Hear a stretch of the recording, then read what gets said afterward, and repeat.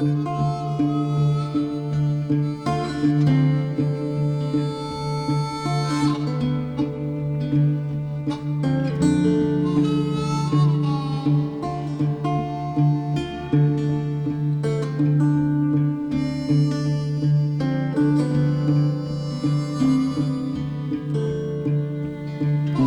a rolling stone, bound to roam.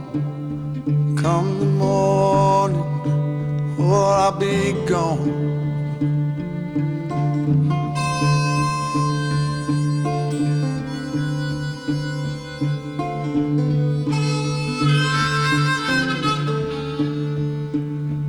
Pouring rain, wanna hear that train.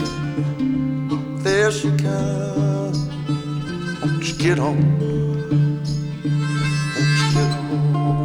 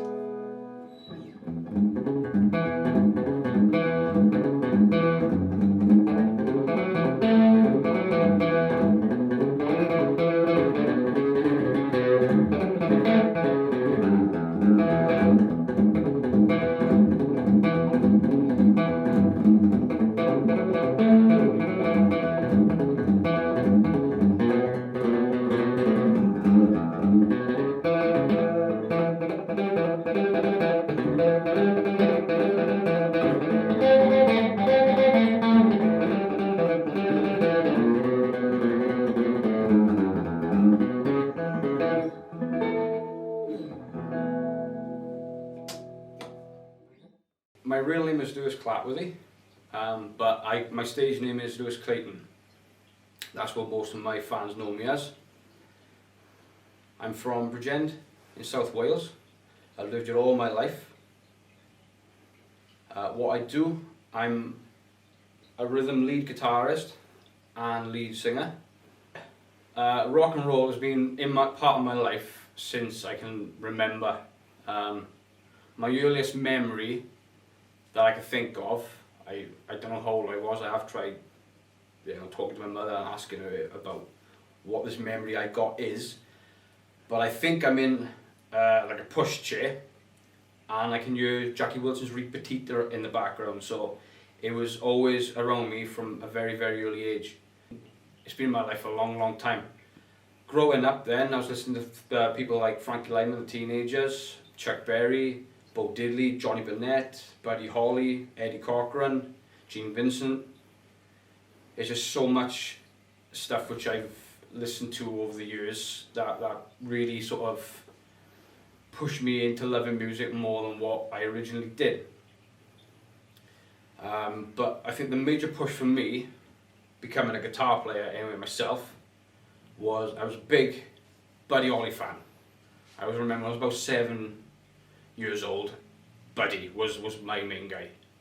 And I'm guessing not long after, I think that I would have heard Eddie Cochran, and hearing his music, seeing his look, seeing that beautiful 6120 Gretsch guitar, just sort of made me think, that's what I want to be. That's what I want to do.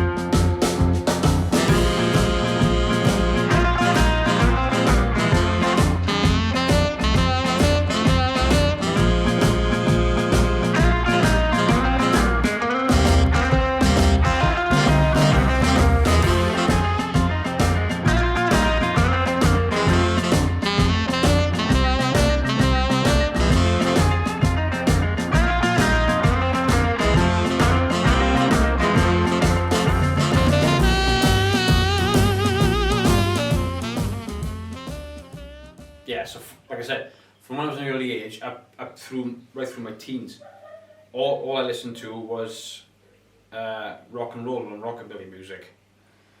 I wasn't really allowed to listen to anything else because my father wouldn't let me. So that's just that's just a pure Teddy boy, to be honest.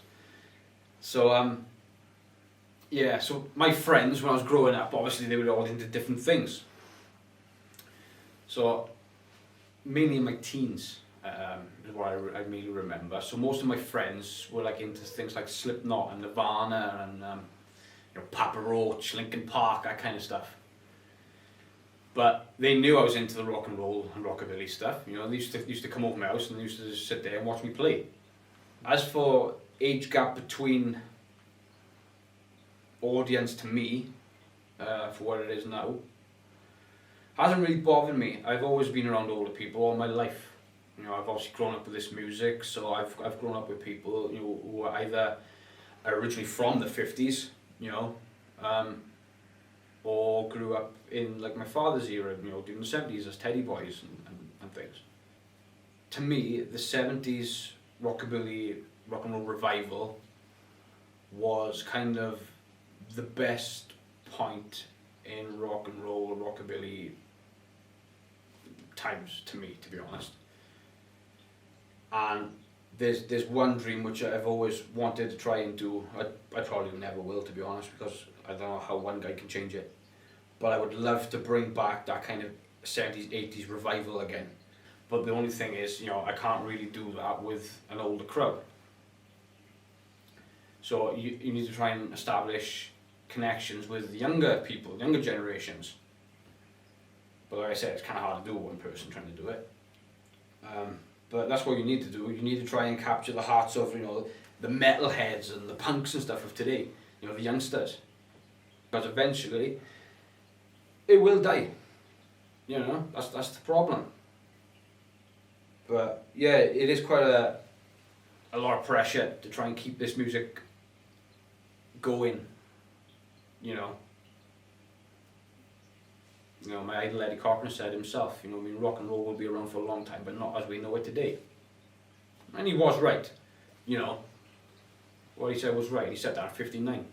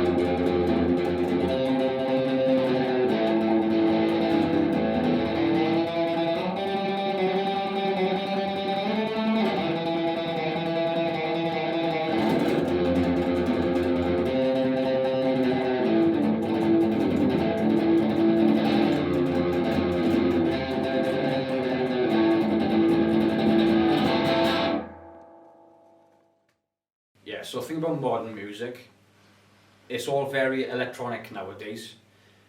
There's very few people, I think the only ones that I really know of, that I listen to anyway, are the metal bands that actually still play instruments.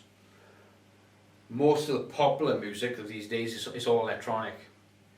I think even their voices, to be honest, with all the, what they call it, auto-tune and all that kind of thing. You know, but it's kind of, you know, if it sells records, good on them, you know what I mean? But for me, you know what I mean, like I said, I practiced that thing 8 hours a day when I was a kid. You know, my hands were bleeding, blistered, everything. I didn't care. I just kept playing and playing and playing and playing for years and years and years, practicing and practicing and practicing. You know, I taught myself. So it takes a lot of time, a lot of hard work, a lot of dedication to be an instrument or, you know, live music player. For someone just to come along and just, oh yeah, put that button up there, click that into there, and all this kind of stuff. It does take skill, obviously. You know, you got to know what you're doing, especially to pull off, you know what I mean, a #1 selling record then. But no, it's just that is in there, through and through. What I feel comes out on that. If I feel sad, it'll come out on that. If I feel angry, it'll come out on that. If I feel happy, it'll come out on that. Everything will. This stuff, it's not emotional. It's just, it's AI. It's robotic.